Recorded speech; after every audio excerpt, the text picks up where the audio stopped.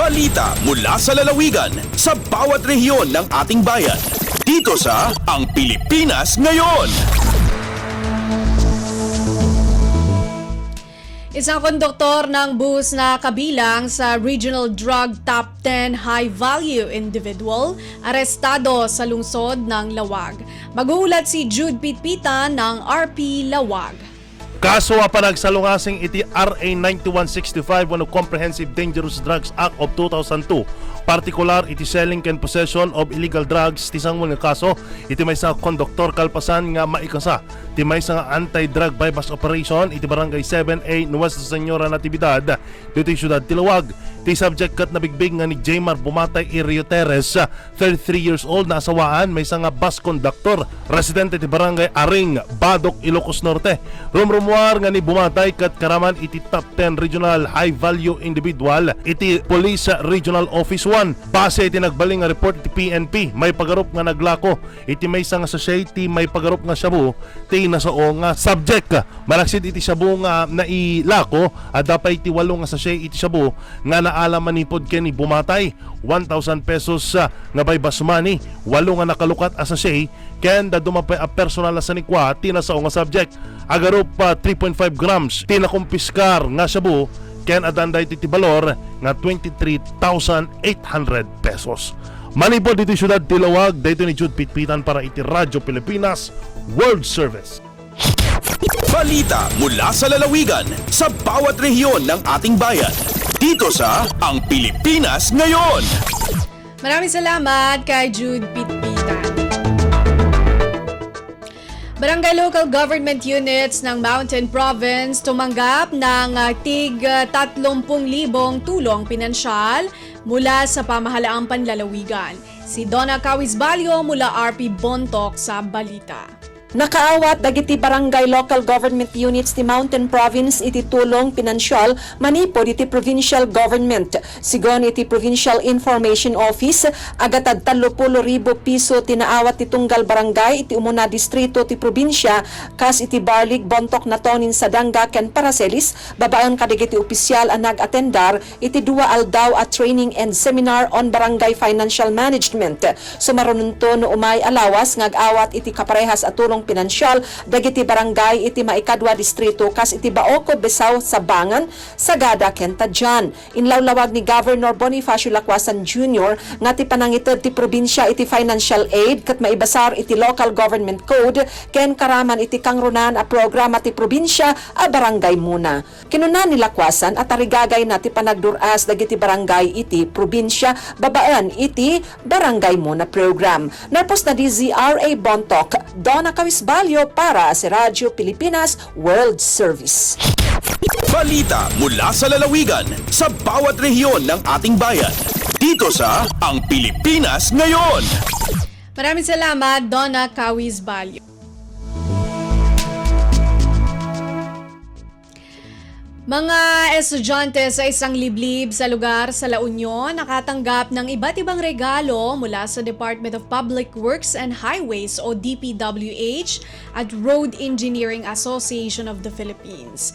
Ang detalye mula kay Glenda Sarak ng RP Agoo. Ragsak yan panagyaman tinarik na digiti ubing ang nakaawat iti regalo manipod iti Community Extension Program ana pauluan iti yakap ng REAP Recycle Educate Assist Prosper Program iti Arosip Elementary School Bacnotan, La Union. Inangay dayto iti Road Engineering Association of the Philippines Incorporated ng REAP Region 1 Chapter. Baban iti kolaborasyon iti DPWH Region 1 nga idadaulwan ni Regional Director Ronel M. Tan kadwada ti Sangapula District Engineering Offices iti Region 1. Karaman karigiti indunar ti DPWH Region 1 ti school supplies, kas iti bags, notebooks, tumblers, towels, pad papers, pencils, ballpens, correction tapes, crayons, ruler, bond papers, window cards, ken chinelas. Nakaawat pa iti benepisyaryo apagadalan iti sports materials, kas iti javelin sticks, shot puts, discus throws, badminton rackets, shuttlecocks, ken volleyball ball, kastamot ng ti cork boards, whiteboards, printer, industrial fan, ken TV stand. Kumpiyansa ti DPWH ken ti RIAP Region 1 Chapter adakkel at tulong kariti 62 nga estudyante ti Arosip Elementary School digiti na ipaay arigalo manipod RP Ago Glenda Bakungan Sarap para iti Radyo Pilipinas World Service. Balita mula sa lalawigan sa bawat rehiyon ng ating bayan. Dito sa Ang Pilipinas Ngayon. Maraming salamat, Glenda Sarak. Batas kontra pang-aabuso binigyang diin sa isinagawang pulong sa isang bayan sa Pangasinan. Magbabalita si Sara Kayabyab ng RP Dagupan. Dinauloan ng Municipal Social Welfare and Development Office sa Balaya Bayambang, Luyag, Pangasinan so sa kaya meeting akawangyaan pian na paidanet so karapatan na balang sinansakay laot la irebibiitan ugugaw kabyangan at ginawan orientation so impangidalat-dat at say anti-violence against women and children nakawangyaan to napakasil so sari abilidad na sari miyembro na Local Council for the Protection of Children tan Local Council on the Anti-Trafficking and Violence Against Women and Their Children indanet at say na aktibidad ya sumlang adlay so panag-abuso at sari asawa o anak. Kasabay tunya so sa kaya lecture dinauluan ng OIC Provincial Prosecutor Emmanuel Estrada La Forteza na inarin paliwawa to say lay unong ed say panprotekta para ed kanupugan na sari ugugaw tan BBE untan met ed Expanded Anti-Trafficking in Persons Act of 2012. Balagso na itulong tunya para ed say kakabata na bawat miyembro na komite anayari tan usaran ed say pangisiga pa kaso busol ed say pan-aabuso. Malalapod Dagupan City, siya si Sara Kayabyab para Radyo Pilipinas World Service. Balita mula sa lalawigan sa bawat rehiyon ng ating bayan.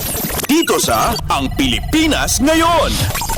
Maraming salamat, Sara Kayabyab.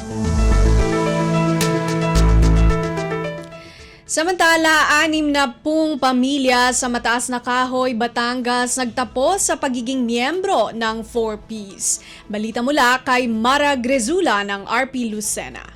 Nagtapos sa pagiging miyembro ng Pantawid Pamilyang Pilipino Program o 4Ps ang 60 pamilya sa Mataas na Kahoy, Batangas. Ayon sa pabatid ng DSWD Calabarzon, sa isinagawang pugay tagumpay graduation ceremony kamakailan ay inendorso ng DSWD sa pamamagitan ng 4Ps Municipal Action Team ang mga benepisyaryo sa lokal na pamahalaan ng Mataas na Kahoy para sa kaukulang aftercare support services. Tiniyak naman ni Mayor Janet Ilagan sa mga nagtapos sa 4Ps na sila ay ipaprioridad sa mga serbisyo at programa ng LGU upang tulungan silang lalong mapaunlad ang pamumuhay. Inaprubahan at ipinatutupad ng LGU ang Municipal Ordinance No. 224 Series of 2021 na naglalaman ng mga programa at serbisyong ibinibigay sa 4Ps graduates sa bayan. Sa implementasyon ng 4Ps, patuloy na nakikipag-ugnayan ng DSWD sa mga LGU at iba pang stakeholders para sa aftercare support services ng 4Ps graduates. Mula sa RP Lucena, ito si Mara Grisula para sa Radyo Pilipinas World Service. Balita mula sa lalawigan sa bawat rehiyon ng ating bayan. Dito sa Ang Pilipinas Ngayon. Maraming salamat, Mara Grezula.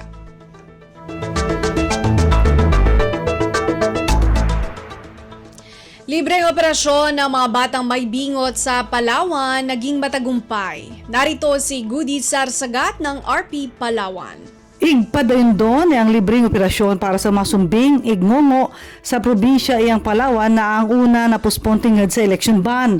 Inkumpirma iyang program director iyang Diyos Mabaluspo Foundation o DMPF Mary Mediatrix Villanueva ngayong buat doon dia sa Medical Hospital iyang Nara, Palawan.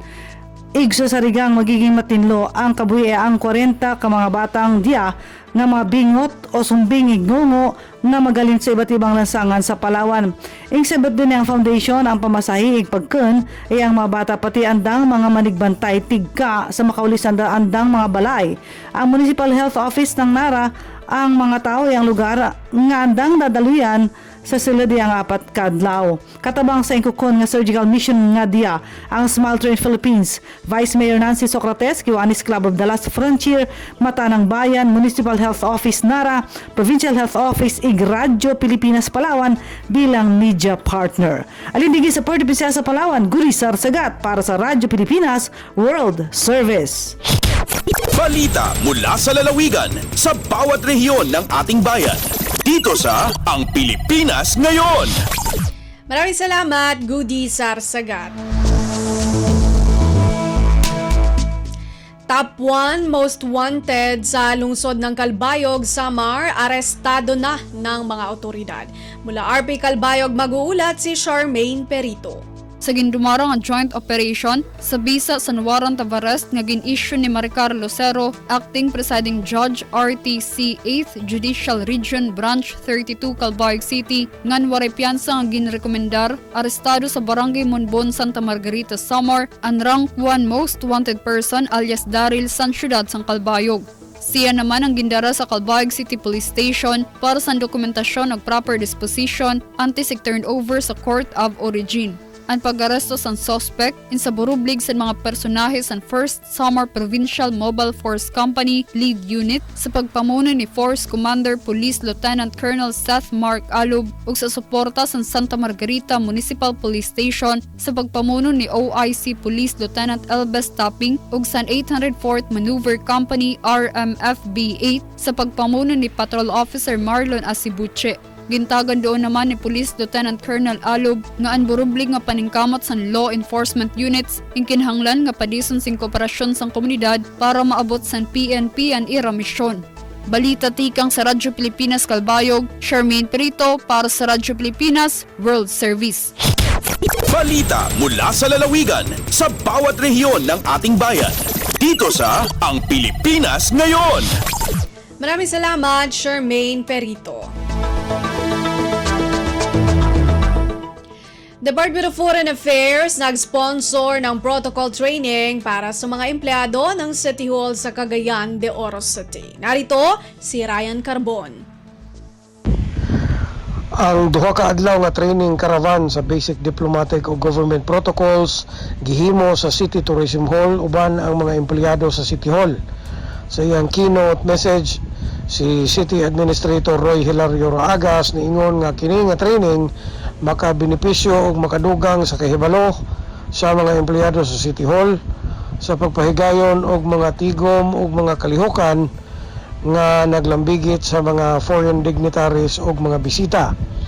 Dugang ni Raagas nga ang karaban makatabang sa pagtukod o pagpalambo sa lig-on nga diplomatikong relasyon tali sa syudad, sa nasod o sa mga foreign guests niini gikan sa international community.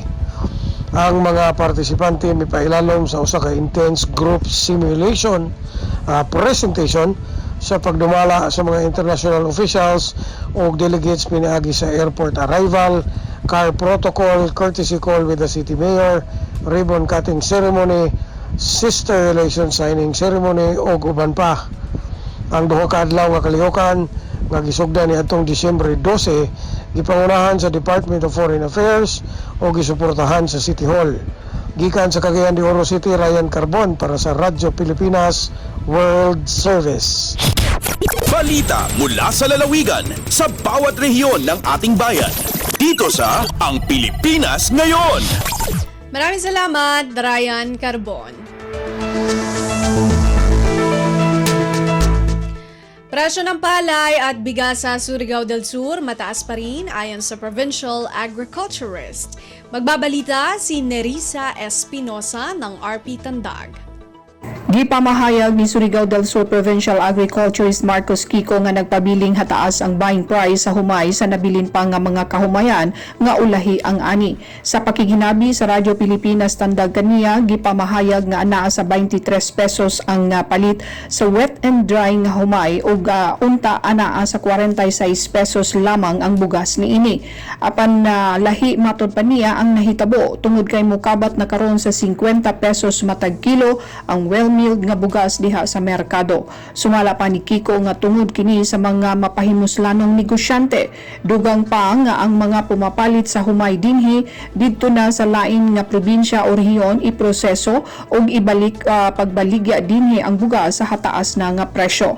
Tungod niini gisugyot ni Kiko sa mga hingtungdan nga dili itugot nga makagawas dinhi sa probinsya ang produkto nga humay aron mailikayan ang pagsirit sa presyo sa bugas. Gikan sa RP Tandag kini si Nerissa Espinosa alang sa Radyo Pilipinas World Service. Balita mula sa lalawigan sa bawat rehiyon ng ating bayan. Dito sa Ang Pilipinas Ngayon. Maraming salamat, Nerissa Espinosa. Bagong substation ng Philippine Coast Guard ilalagay sa bayan ng Kabasalan sa Zamboanga, Sibugay. Ang ulat mula kay Lesty Cubol. Ipahimutang sa Philippine Coast Guard kung PCG ang ilang bagong substation sa lungsod sa Kabasalan sa lalawigan sa Zamboanga, Sibugay. Kiniaron, may impusar sa hingpit ang ilang mandato sa Maritime Law Enforcement, Security, Maritime Environmental Protection o Search and Rescue sa maong bahin sa lalawigan. Sumala kang Commodore Marco Antonio Hines, Commander sa Coast Guard District Southwestern Mindanao, ang substation ana ipahiluna sa Barangay Santa Cruz sa Kabasalan. Formal usab nga gilagdaan tali nilang Commodore Hines og Mayor Katrina Valladares ang deed of use of rock kon DOU isip pagpangandam alang sa pagbutang og substation sa PCG sa nasangpit nga lungsod. Gibutyag ni Hines ang DOU baghatag panugot sa PCG sa paggamit sa Fisheries and Aquatic Resources kon BFAR building nga magsilbing buhatan sa substation o kwartel sa ilang mga personahe. Kinasingkasing nga gipasalamatan ni Commodore Hines ang lokal nga pangagamhanan sa Kabasalan gumikan sa ilang manitong suporta sa PCG. Gikan diri sa Radyo Pilipinas Zamboanga, kini Celeste Cubol para sa Radyo Pilipinas World Service. Balita mula sa lalawigan sa bawat rehiyon ng ating bayan. Dito sa Ang Pilipinas Ngayon. Maraming salamat kay Lesty Cubol.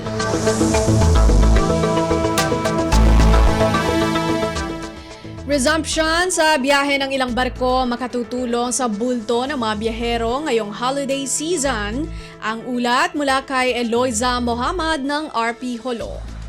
Giyugon makaramgam in mga pasahero magtutulak-tulak kapag balik sa biyahe sinabuk pa sa Montenegro Shipping Lines. Amon nahundong biyahe sa Limabayhan kapituyaon ng Puas Liaway hapag Bayaw. Habang tayo Normina Wallace, Port Manager sin Bangsamoro Port Management Authority at BPMA Hulo, nagbalik na sin Alwa in biyahe sin MV Maria Matilde sa tay kabalik day sabna in biyahe adlaw sin MV Maria Rebecca sa kahawahan Miss Ivan Sabtu. Malago tamang iniagi hiwalas awla na habiyang peak season. Isang pamanbiya sin Doom sa Lasa Ayaw, malukay piyatula kinabuklatod kapal sin Alicer Shipping Line dasin panus sin pasahero. Huwat-huwat ini makakamgamin pagbiyahe biyaon holiday season, bisan matampal mangunit mga sin capacity mga kapal, magbibiyahe mariin taon sin magtutulak dumdum. Yung pikiran pa sin Port Manager pa mga sila magbibiyahe insay plano hunin pagtulak, damikyan kumawa tiket hangan nila. Benga RP Hulo, Eloisa Muhammad para Radyo Pilipinas World Service. Balita mula sa lalawigan sa bawat rehiyon ng ating bayan. Dito sa Ang Pilipinas Ngayon.